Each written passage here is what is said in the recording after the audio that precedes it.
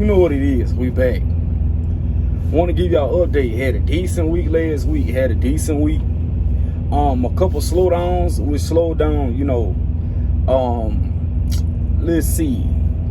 Slowed down my maximum miles I could have did for the week. So I hopped out on my way out to Texas. I had like a 4 o'clock delivery on my load.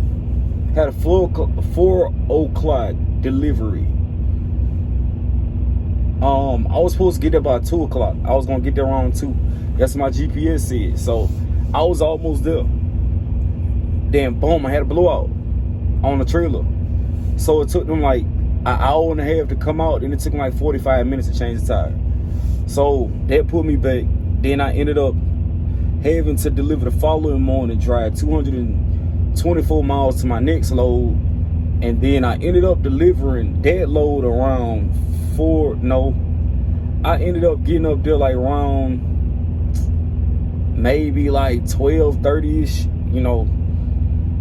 My time go in Tuesday by 2 p.m. So I ended up getting a load up there, but it put me behind because the load that I had after that was supposed to be loaded at 3 o'clock, so they had to take that one off me.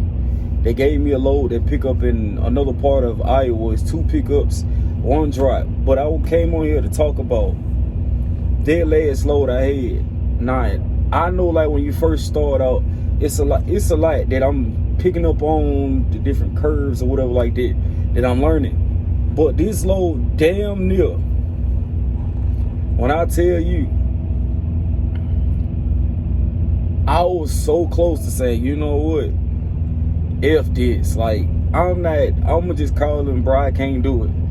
They gave me this load right here. So, with this load, they go to say, all right, when you go pick up, you're going to pick this load up, blah, blah, blah, whatever like that, and you're going to secure it the best way you know how to. So, everybody else's load was stacked on top of each other. So, basically, these are like car haulers, like single car haulers.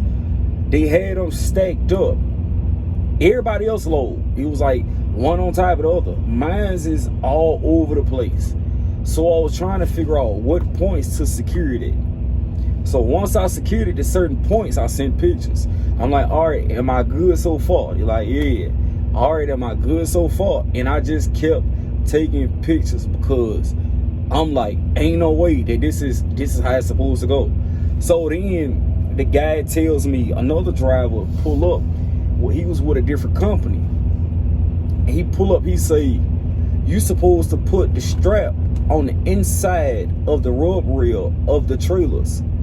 So the little utility trailers or the little car haulers, I was supposed to put the strap on the inside of the rub rail. I'm like, hold on. So I done secured this whole load. And then at the last minute, somebody come and tell me that these are supposed to be secured with the straps on the inside. It was no way I was about to pull all of that back off just to try to get them straps between the rub rails and load it like that. It was no way I was about to do it. So what I ended up doing was I took some chains and I just started chaining shit down. Like, as long as it was on the rub rail or the other trailers, like, I just went on here to chain it the best way I knew how to, and making sure that I just have as much pull down to the trailer as possible. So I put 2 chains on the front, 2 chains in the middle, and 2 chains on the back. Cause I'm like, you know what I'm saying, I ain't about to OD it, but then I ended up going with more belly straps and tossing the belly straps through the, because I'm like, all right, as long as that top section is good, I have to secure the bottom so it don't shift, and that top section come unloose. So I'm not gonna hold you. Between my ride, they like, oh yeah, you want to stop every 3 hours, 150 miles. I'm not gonna lie, I stopped like every 2 hours to make sure the straps was good. And it's like, you can't see it shifted, but every time I went to like make sure my chains was tight, I had room to tighten the chains up. No, that was a whole ride too. So when I ended up getting there to deliver my load, the guy was basically saying like, that's what they gonna do.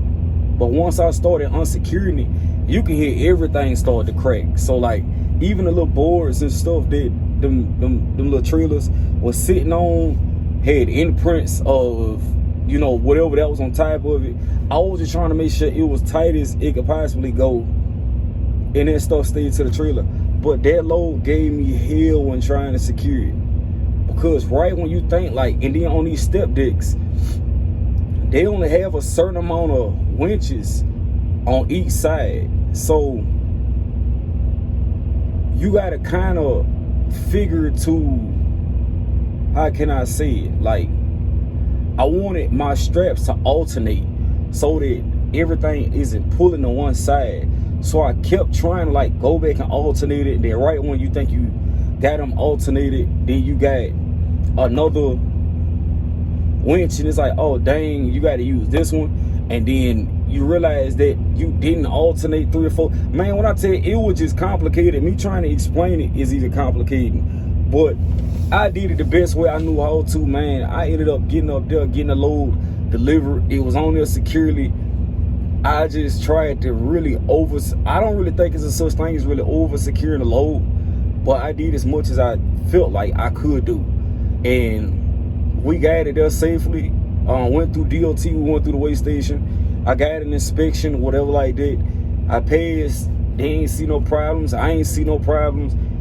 Hey, my job is just to get it there and make sure it's still on the trailer, you know. So we did that, and now I have another over. They keep telling me like I got these over-dimensional loads, but when I'm talking to other drivers, they like, man, that's like 2 inches off the trailer, so technically it's not really over-dimensional. But I guess if DOT sees it, then it's considered over-dimensional. So they say this time I have a over-dimensional load, and it should hang off the trailer maybe like 1.5 feet or something like that on each side. So I don't know, man. Whatever they give me, I'ma pull. I'm up here in Iowa doing the 34 right now, and tomorrow when my 34 is up, I'ma just drive up to, I gotta pick up in Waterloo and then go over to something called Dubuque, Iowa. We're gonna go out to Michigan, and I think we go on to North Carolina, and then we go to the crib after that. So I think with this, you gotta use your brain a lot, you know. And when it comes to certain stuff, this shit is working my brain. It's working my brain, man. Like, it's cool and all, but at times I be like, bro, I ain't gonna hold you. I done figured out how to tie knots, even though you could do a regular tie knot, but just to, you know, with the straps and stuff like that, and where to put this and help this to pull this is, if you just doing it and not really paying it attention, you're not gonna pay attention to the reason why certain stuff go a certain way. So you just be doing it, and then I feel like that's how you'll fuck something up if you don't know the purpose of each strap, each chain, the angles, the directions they need to be going, all of that. Like, you gotta pay attention to all of it. So with me still learning, like I say, man, I'm only a month into this, and I think this is like my 12th load or something. Like, the next one will be like my 13th load of pulling or whatever. But it's been pretty decent, man. It's straight. It ain't nothing too hard, you know. You just gotta put your mind to it. I'm trying to get to that RGN side and just keep building it and really, you know, once I go back on out, then I have all the step deck experience I need, the flatbed, RGN, and then get back to the big money, you know, get back to the big money. But I appreciate y'all for checking me out. I just wanted to pay us a little update or whatever like that. So please like, subscribe, comment, and I'll get in with y'all on the next go round. Yeah.